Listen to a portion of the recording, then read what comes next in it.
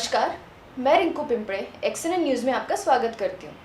चलिए आइए देखते हैं आज की टॉप 10 न्यूज़।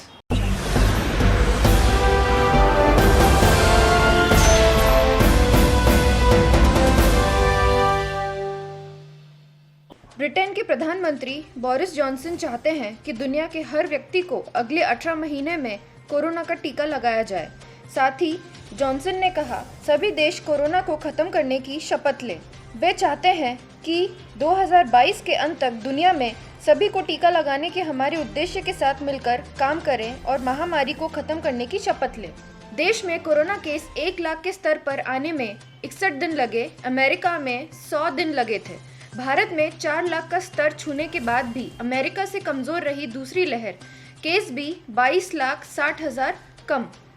यही ट्रेंड रहा तो अगले हफ्ते आंकड़ा 50,000 संभव, क्योंकि जिस रफ्तार से नए कोरोना मरीज बढ़े थे उसी रफ्तार से घट रहे हैं।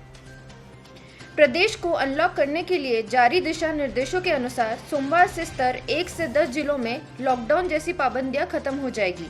मुख्यमंत्री उद्धव ठाकरे ने रविवार को कहा, बहुत सोच समझकर लॉकडाउन को चरणबद्ध तरीके से खत्म करने का निर्णय लिया गया है। भारतीय जनता पार्टी उत्तर प्रदेश के प्रभारी केंद्रीय मंत्री राधा मोहन सिंह रविवार को राज्यपाल आनंदीबेन पटेल से मिले। विधानसभा अध्यक्ष हृदय नारायण दीक्षित से भी मुलाकात की।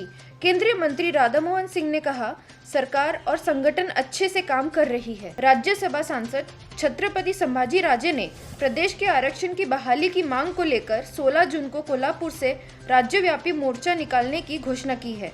उन्होंने कहा है कि मराठा आरक्षण के लिए आंदोलन अटल है।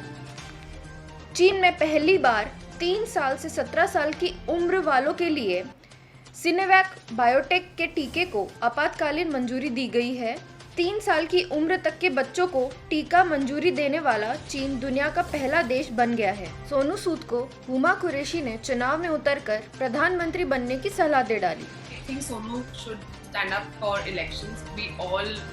I would vote for him. I want him for. जिस पर सोनू सूद ने जवाब देते हुए कहा कि हमारे पास एक काबिल प्रधानमंत्री मौजूद है। केंद्रीय मंत्रिमंडल के विस्तार के आसार हैं। दावा किया जा रहा है कि 1 सप्ताह में ही विस्तार किया जा सकता है। इसमें महाराष्ट्र के प्रतिनिधित्व में अधिक बदलाव नहीं किया जाएगा, लेकिन विदर्भ से संजय धोत्रे के स्थान पर अशोक नेते को मौका देने की संभावना पर अधिक बल दिया जा रहा है। नागपुर 5 बजे तक अनलॉक। स्थानीय आपदा प्रबंधन की बैठक में सुबह 7 बजे से दोपहर 2 बजे तक का समय बढ़ाकर शाम 7 बजे तक सभी दुकानें खुली रहने के निर्णय पर मुहर लगा दी गई है। रेस्टोरेंट का 50% डाइनिंग के साथ रात 10 बजे तक शुरू रखने की अनुमति दे दी गई है। कोरोना की संभावित तीसरी लहर से बच्चों को सुरक्षित रखने के लिए शहर में क्लिनिकल ट्रायल शुरू हो चुका है।